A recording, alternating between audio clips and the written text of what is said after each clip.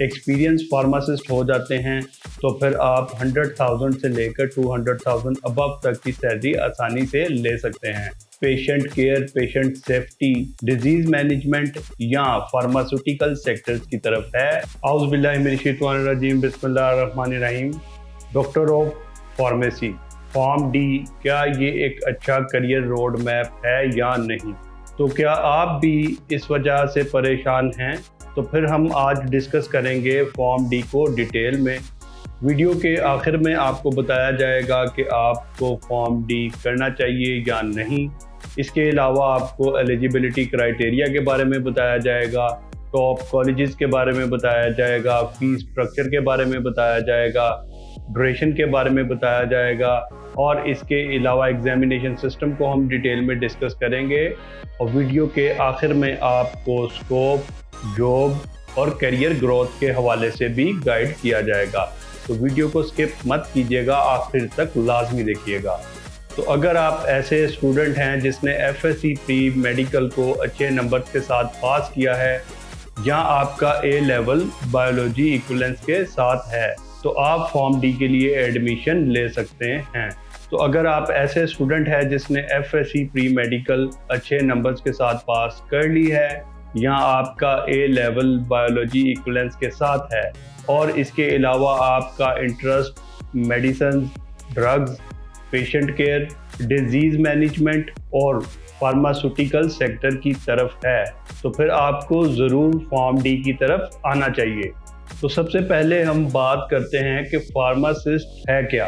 Pharmacist basically वो लोग होते हैं जो इंश्योर करते हैं कि patient right medicine right doses के साथ सेफली कैसे लेगा। एलिजिबिलिटी क्राइटेरिया की बात होगी। अब हम बढ़ते हैं रिक्वायर्ड मार्क्स की तरफ। तो रिक्वायर्ड मार्क्स बेसिकली आपके 60% एटलीस्ट होने चाहिए अगर आप फॉर्म डी की तरफ आना चाह रहे हैं। इसके बाद अगर हम फीस स्ट्रक्चर की बात करें तो गवर्नमेंट के जो इंस्टीट्यूट्स हैं उनमें कंपैरेटिवली लेस फीसिस होती हैं और अगर हम प्राइवेट यूनिवर्सिटीज़ की या कॉलेजेस की बात करें तो हायर फीसिस चार्ज की जाती हैं। अब हम देखते हैं टॉप यूनिवर्सिटीज़ को जो कि फॉर्म डी पाकिस्तान में ऑफर कर रही हैं। तो सबसे पहले यूनिवर्सिटी ऑफ द पंजाब आ जाती है, उसके बाद यूनिवर्सिटी ऑफ हेल्थ साइंसेज, फिर university of Lahore, Riphah international university आ जाती है, गवर्नमेंट कॉलेज यूनिवर्सिटी फैसलाबाद आ जाती है, यहाँ इसके अलावा बहाउद्दीन ज़िक्रिया यूनिवर्सिटी आ जाती है। अब हम बात करते हैं कि कैसे स्टूडेंट फॉर्म डी के लिए एडमिशन ले सकते हैं।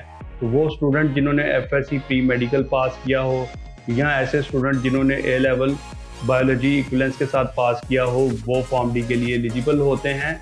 लेकिन जो एडमिशन का क्राइटेरिया होता है वो मेरिट बेस्ड होता है।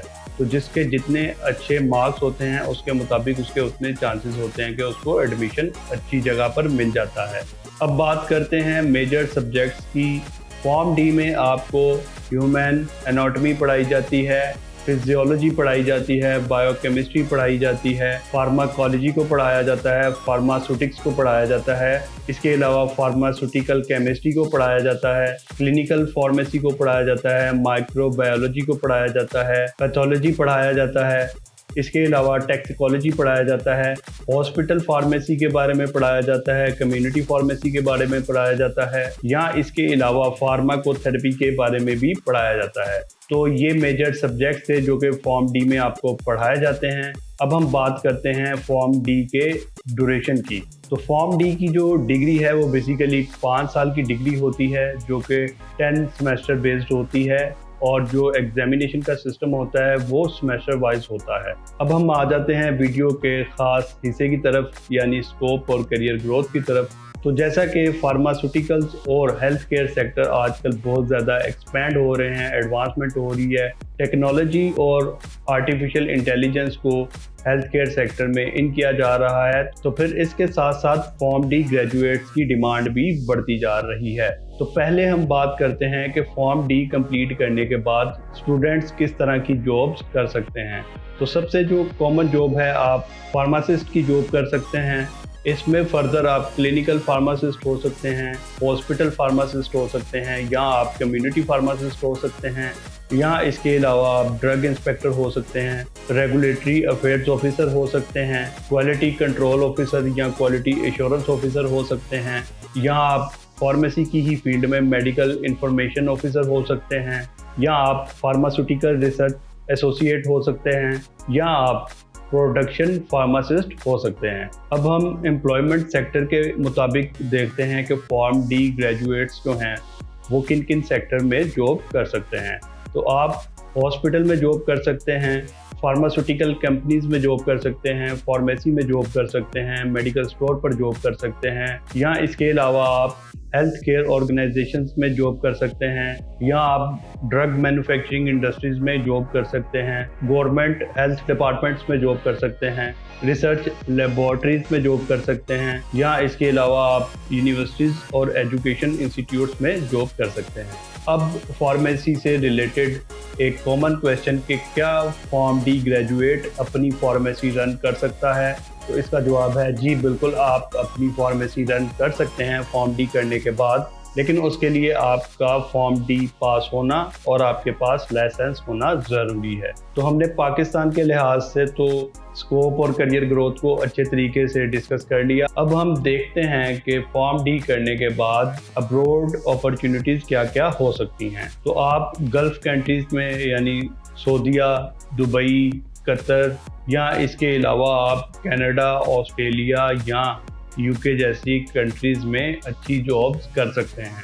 अब हम थोड़ा सैलरी को डिस्कस करते हैं। तो जैसे ही फॉर्म डी ग्रेजुएट्स जो हैं वो लाइसेंस के साथ मार्केट में जाते हैं तो आपको बिल्कुल करियर के स्टार्ट में ही 50,000 से 75,000, 80,000, 90,000 एज पर ऑर्गेनाइजेशन आपको सैलरी ऑफर की जाती है। और जैसे ही वक्त के साथ साथ आप एक एक्सपीरियंस फार्मासिस्ट हो जाते हैं तो फिर आप 100,000 से लेकर 200,000 अबव तक की सैलरी आसानी से ले सकते हैं।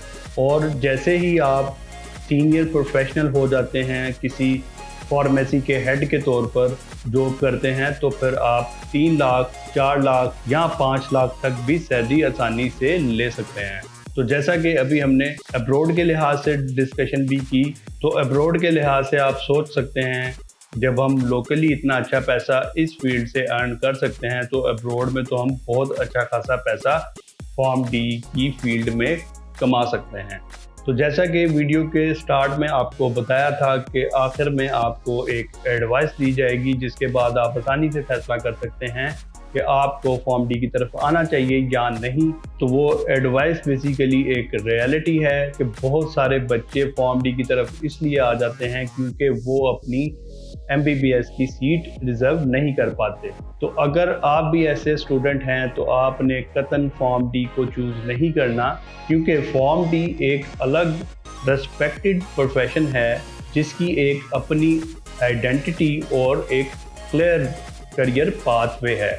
तो हमेशा अपने इंटरेस्ट को देखना है, अपने स्किल सेट को देखना है, अपने शौक को देखना है, अपनी पसंद और नापसंद को मद्देनज़र रखते हुए फिर आपने हमेशा अपनी फील्ड का तयन करना है। तो फाइनल एडवाइस आपके लिए यही है कि अगर आपका interest medicine, drug, patient care, patient safety, disease management या फार्मास्यूटिकल सेक्टर्स की तरफ है और आपने FSC प्री मेडिकल में अच्छे नंबर लिए हैं तो फिर आपको ज़रूर फॉर्म डी की तरफ आना चाहिए।